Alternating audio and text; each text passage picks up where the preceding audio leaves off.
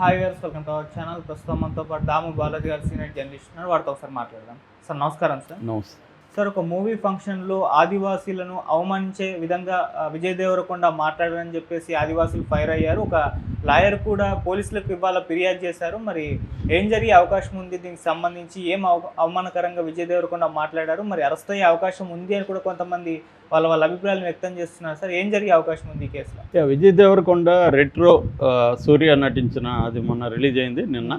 So ఆ retro ఫంక్షన్లో పహల్గాం దాడికి వ్యతిరేకంగా అతను మాట్లాడాడు. ఆ క్రమంలో అతను అనేక విషయాలు చెప్పాడు.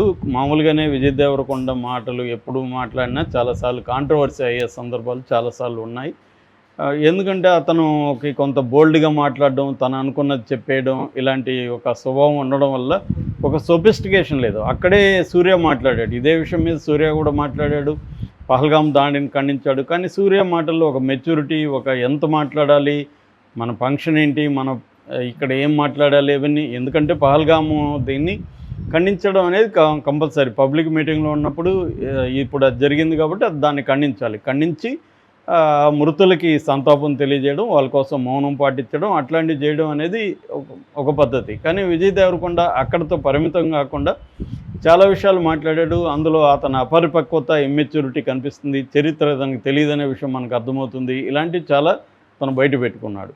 సో అందులో ఒకటేంటంటే, ఈ టెర్రరిస్టు నా కొడుకులు అన్నాడు. టెర్రరిస్ట్ నా కొడుకులకి చదువు చెప్పిస్తే టెర్రరిజం ఆగిపోతుంది అన్నాడు. అది చిన్నపిల్లవాడు కూడా అలాగే చెప్పడు తెలుసుంటే.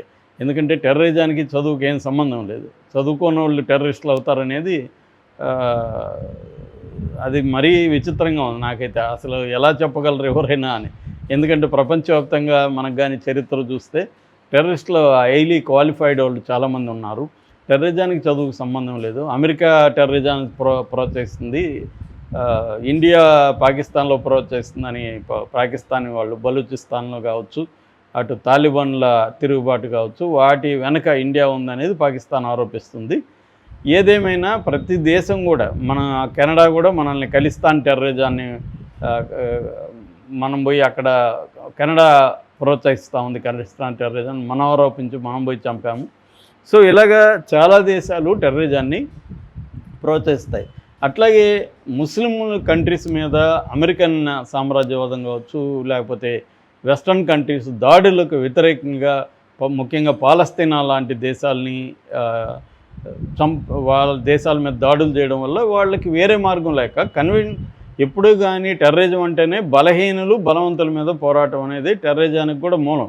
కాకపోతే టెర్రరిజం ఎందుకు దుర్మార్గమైందంటే, వాళ్ళు ఎనిమీనే కాకుండా సామాన్య ప్రజలను కూడా అటాక్ చేస్తారు. ఇప్పుడు మావోయిస్టులకి టెర్రరిస్టులకి తేడాది. మావోయిస్టులు కేవలం రాజకీయ నాయకులు, పోలీసులు వీళ్ళ మీద అటాక్ చేస్తారు తప్ప మామూలు జనం మీద మావోయిస్టులు వెళ్ళి ఎవరినంటే వాళ్ళని పోయి కాల్ చేసి రావడానికి మావోయిస్టులు చేయరు. కానీ టెర్రరిస్టులు ఏంటి, టెర్రరిస్టుల్లోనే ఆ పదం ఉంది, టెర్రర్ క్రియేట్ చేయడం, ఒక భయభ్రాంతం చేయడం. సో అది చేస్తారు. దానికి చదువుకు సంబంధం లేదు. ఇతను అది అన్నాడు. సో అదొకటి. రెండోది, సుమా అడిగితే మీరు ఒకవేళ చరిత్రలో వెనకపోతే ఏం చేస్తారంటే ఔరంగజేబు చెంపదెబ్బ కొట్టొస్తున్నాడు. అది కూడా కామెడీగా ఉంది. ఔరంగజేబుని చెంపదెబ్బ కొట్టడం వల్ల ఇతనికి ఏం జరుగుతుందో తెలియదు. రెండోది, ఔరంగజేబుని చెంపదెబ్బ కొడితే కొట్టించుకుంటుంటాడా ఇతను వెళ్ళి కొట్టించుకుంటే. సో ఇలాంటి అనేక అంశాలు ఉన్నాయి దాంట్లో. ఇంతటికీ అది అతనికి ఎందుకు అది అనిపించిందంటే, చావా చూసి, అంటే చావా చూసే వరకు ఔరంగజేబు చరిత్ర తెలీదా?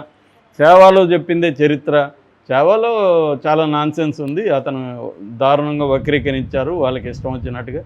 సో ఇవన్నీ తన అజ్ఞానాన్ని బయట పెట్టుకోవడం అనేది కనబడుతుంది. దాని తర్వాత గిరిజనులు 500 సంవత్సరాలకు ముందు గిరిజనులు కొట్టుకుంటున్నట్టుగా, ట్రైబల్స్ కొట్టుకుంటున్నట్టుగా కాశ్మీర్లో కొట్టుకుంటున్నారు అన్నాడు. అది నిజానికి దానికి దీనికి సంబంధం లేదు.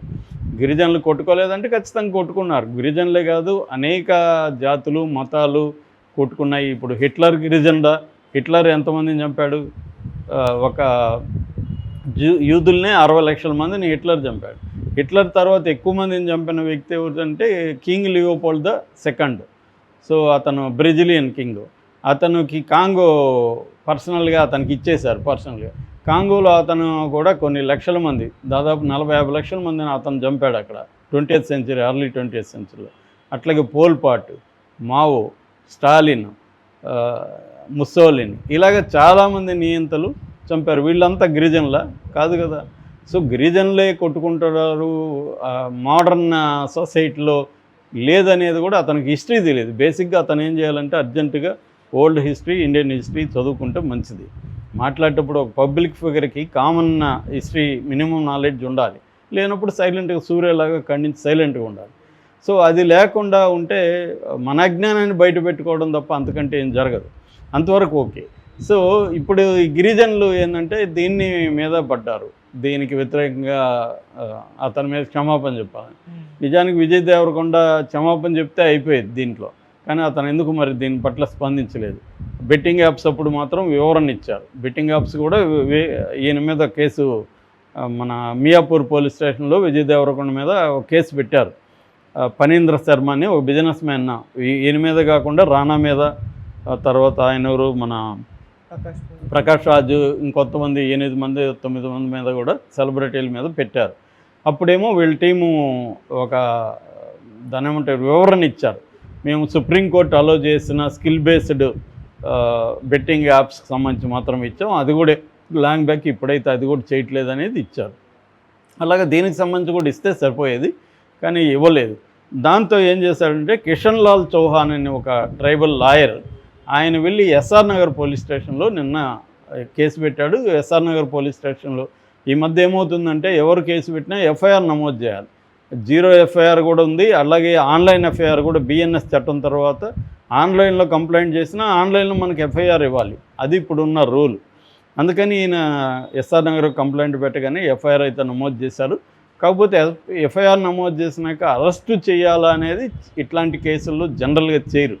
మహా అంటే నోటీసులు ఇచ్చే అవకాశం ఉంది. నోటీసులకి రిప్లై ఇవ్వాలి. ఎందుకంటే ఇది 7 ఏళ్ళ కంటే జైలు శిక్ష, ఎక్కువ పడే జైలు శిక్ష ఏం కాదు ఇతను ఒకవేళ నేరం చేశాడు అనుకుంటే.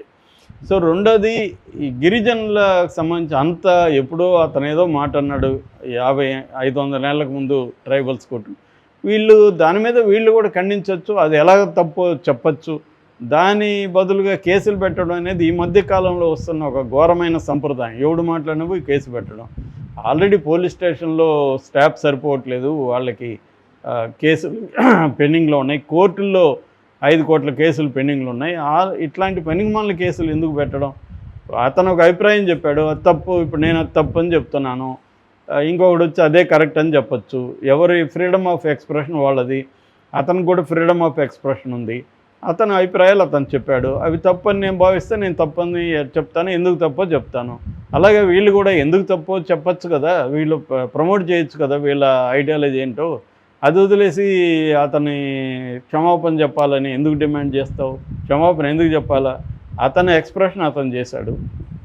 కాబట్టి ఇక్కడ ఏంటంటే గిరిజన సంఘాలు కూడా వీళ్ళు చేయాల్సింది, నేను మొన్న కూడా చెప్పా, ఆపరేషన్ కగార్ పేరుతో 24,000 మంది సైన్యాన్ని తీసుకెళ్ళి అక్కడ తెలంగాణలో అడవుల్లో గిరిజనులని, ఆదివాసీలని అటాక్ చేసి వాళ్ళ గ్రామాల మీద దాడులు చేసి ఇది చేస్తుంటే దాని మీద చేయాలి. దాని మీద కూడా చేస్తున్నారు కొంతమంది, కానీ అది సరిపోదు. అట్లాంటి ఇష్యూలు అనేకం ఉన్నాయి. ఈవెన్ కేసీఆర్ టైంలో కూడా ఇక్కడ పోడు వ్యవసాయాన్ని అలో చేయకుండా గిరిజనులు చాలా ఇబ్బందులు పెట్టారు. ఇటువంటి గిరిజన ఇష్యూలు ఇప్పటికి కూడా బలంగా ఉన్నాయి. ఎందుకంటే అందుకే మావోయిస్టులు గిరిజనులతో కలిసి పనిచేస్తున్నారంటే అర్థం గిరిజనులకి చాలా ఇష్యూస్ ఉన్నాయి, వెనుకబాటుతనం ఉంది, చదువు లేదు. దాని మీద వీళ్ళు ఫోకస్ చేయాలి తప్ప ఇలాంటి ఇష్యూల వల్ల గిరిజనులకు ఏ రకమైన ఉపయోగం లేదు. ఖచ్చితంగా ఆయన చెప్పిన దాన్ని వ్యతిరేకించవచ్చు. దాని మీద అనేక పత్రికలు వ్యాసాలు రాయొచ్చు, ఉపన్యాసాలు